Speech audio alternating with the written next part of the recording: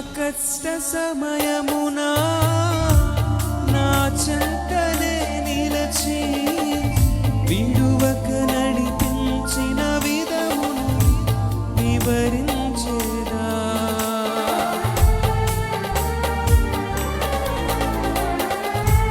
నా కష్ట సమయమునా నా చెంతనే నిలచి విడువక నడిపించిన విధమును వివరించేదా. క్షేమమును కలిగించి నన్ను లేపినా దీవెనలు కురిపే